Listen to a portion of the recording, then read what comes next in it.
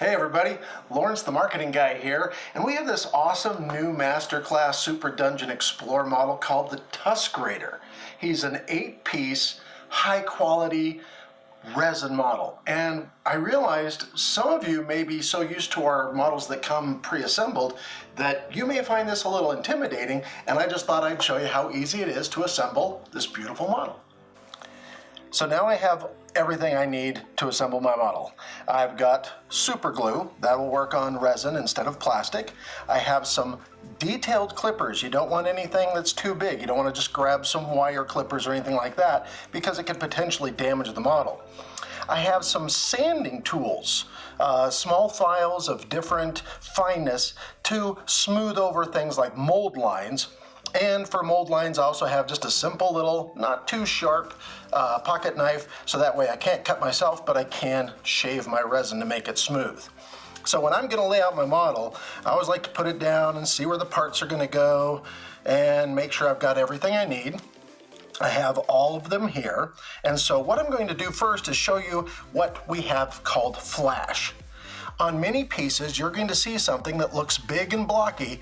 That's a piece of the sprue that the model was pulled out of the mold from and then quickly clipped off by the manufacturers. Now it's up to us to do the detail clipping because we want to do it carefully in order not to damage the model.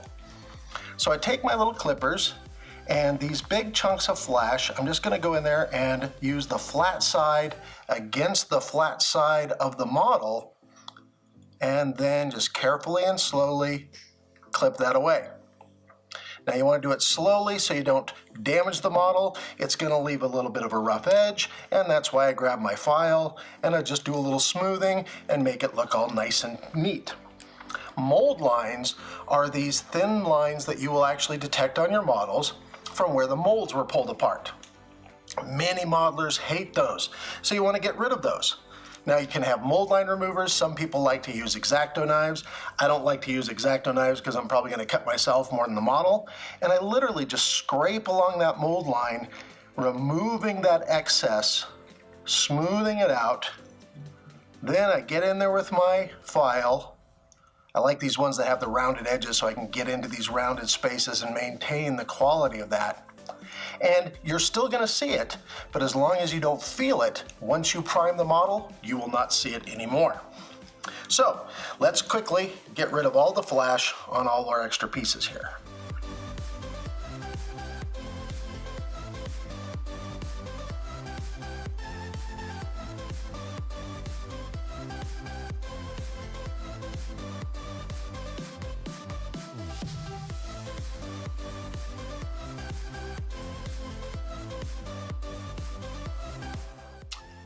Okay, now sometimes you're just going to get this little leftover flash, just a little thin little piece. You can just literally just pull that away and it's nice and clean. Don't be clipping off those cool little spikes on his toes. Those are actually part of the model. You want to keep all that great detail, just getting rid of this extra flash. Missed this one piece. Okay, now I've got all the flash cut up, and let's pretend that I did all the filing and did all the cleaning, because believe me, this would be way too long a video if I did all that. Then we're going to use super glue, and of course I want to have paper towels under me because I don't want to ruin my table.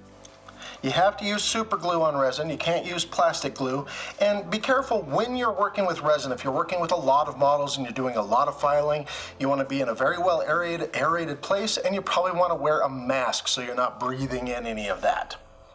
So now, first thing I do is I dry fit.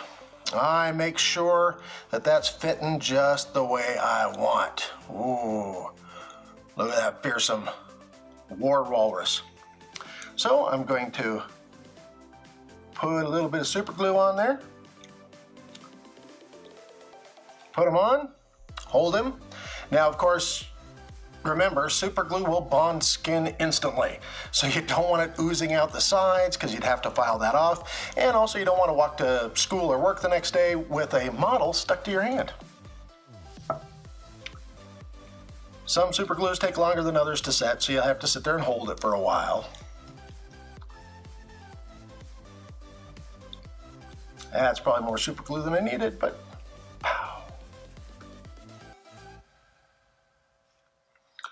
Now I'm going to hold this, and we're going to wait for it to dry long enough for me to add the other pieces.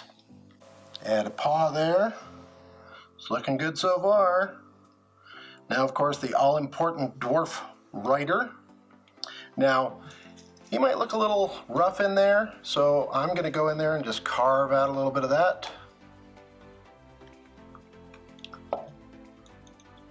I would probably go in there and file it smooth. And then I'm going to dry fit him. Make sure that he's lining up with the awesome reins of chain. Yep, that looks good. So I'm just going to put some glue on his butt. Put a little drop of glue here. And sit him down. Line that up. He's really taking shape now. Now you might notice that you'll have a little bend on your harpoon. If you get a little bend in your harpoon and you don't want that bend there, you can just warm up the resin. Hot water does a good job. Some people use a little bit of blow dryer. Do not use a lighter. And then you can just gently straighten it out and then put it under cold water, and that should lock it into place. You might have to do it a couple of times. I only did it once on mine. I would probably do this again, but to be honest, I like my chibis to be a little silly. So again, gotta make sure that he's lining up there. Yep, that's where I want him. So I'm gonna put my glue in the receiving spot and then set that down in there. And then just hold it for a minute. Look at that. And then finally, I have to add the chain. The chain goes on the end of the harpoon so that he can get it back with whatever prey he's hunting. And so I'm going to add a little dollop of glue in there. And I take that, and that's all it takes to have this wonderful Tusk Raider. A dwarven fighter, a hero fighting everyone and riding his great war walrus. Try saying that 5 times fast. Now, one thing you'll notice is it comes with a flat, basic black base for him to come on. And some people might say, well, I want the flagstone base, but to be honest, personally for me, I like being able to custom design my bases. I'll paint them, I'll glue on real rocks, I'll get these little tufts of fake grass, and then I'll take a real quality acrylic white and mix it with a little sand, or there are texture paints out there you can obtain as well, and I will create artificial snow around the base so he looks like he's coming from the frozen steppes to beat some butt on his mighty war walrus. And that's how easy it is to do a masterclass Tusk Raider.